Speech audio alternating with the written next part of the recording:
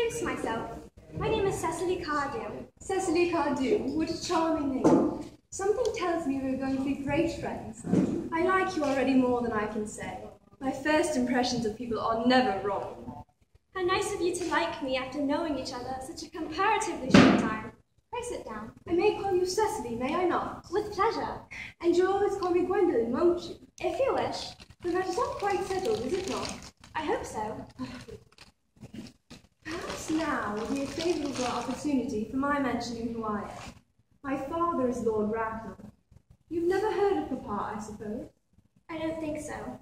Outside the family circle, Papa, I am very glad to say, is entirely unknown. I think that is as it should be. The home seems to me to be the proper sphere of the man, and certainly, once a man begins to neglect his domestic duties, he becomes painfully effeminate. Does he not? And I don't like that. It makes men so very attractive. Cecily, Mamma, whose views on education are remarkably strict, has brought me up to be extremely short-sighted. So, do you mind my looking at you through my glasses? Oh, not at all, Gwendolen. I am very fond of being looked at.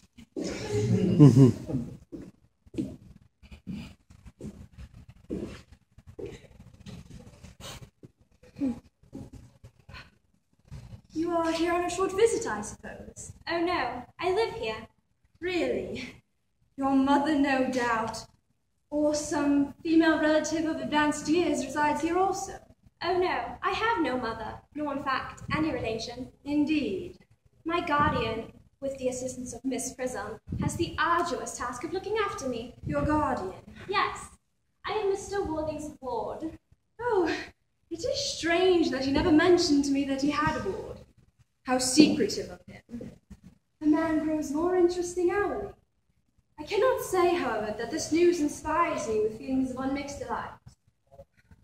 I have liked you ever since I met you, but I am bound to state that now that I know you are Mr. Worthing's ward, I cannot help expressing a wish that you were, well, just a little older than you seem to be, and not quite so very alluring in appearance. In fact, if I may speak candidly. Oh, pray do.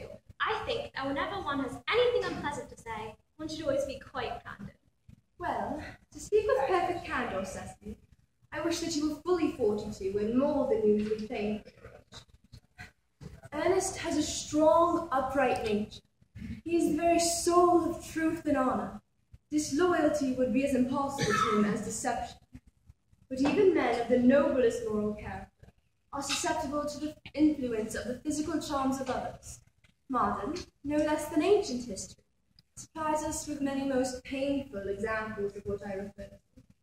If it did not, indeed, history would be quite unreadable. I beg your pardon, Gwendolen, but did you say Ernest? Yes. Oh, but it is not Mr. Ernest Worthing who is my guardian. It's his brother, his elder brother. Oh, it is strange that he never mentioned to me that he had a... I'm sorry to say that they have not been on good terms for a very long time. Ah, that accounts for it. Now that I think of it, I have never heard any man mention his brother.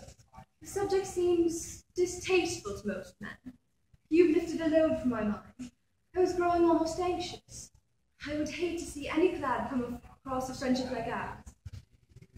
Of course, you're quite sure that it is not Mr. Ernest Worthing who is your guardian.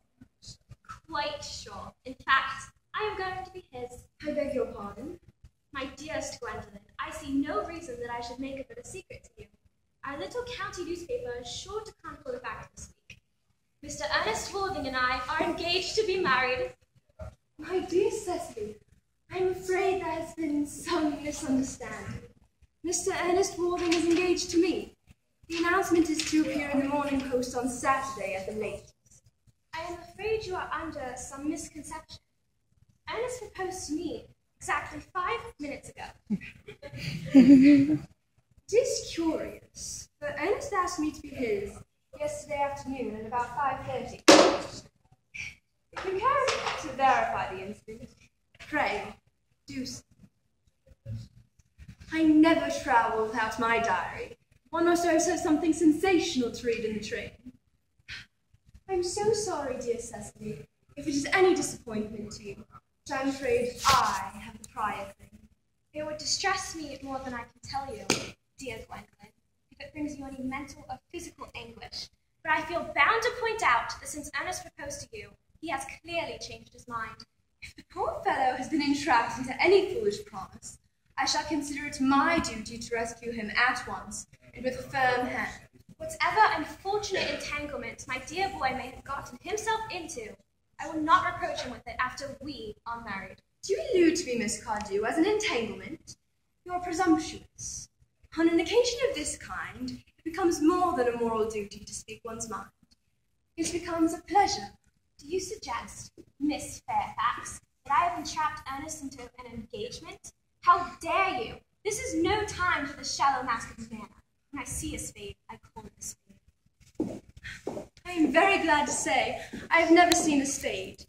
It is obvious that our social spheres have been widely different. May I offer you some tea, Miss Fairfax? Thank you, detestable girl, but I require tea. Sugar? No, thank you. Sugar is not fashionable anymore.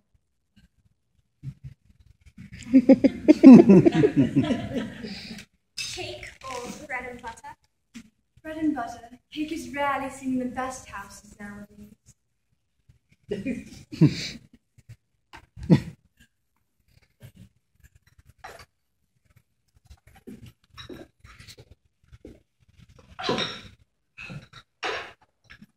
You have filled my tea with lumps of sugar, and though I asked most distinctly for bread and butter, you've given me cake. I am known for my gentleness of disposition and the extraordinary sweetness of my nature. So I warn you, Miss Cardew, you may go too far. To save my poor, innocent, trusting boy from the machinations of any other girl, there are no lengths to which I would not go. I have distrusted you ever since I first saw you. I felt that you were false and deceitful. I am never wrong in such matters. My first impressions of people are invariably right. It seems to me, Miss Fairfax, that I am trespassing on your valuable time. No doubt you have many other calls of a similar nature to make in the neighborhood.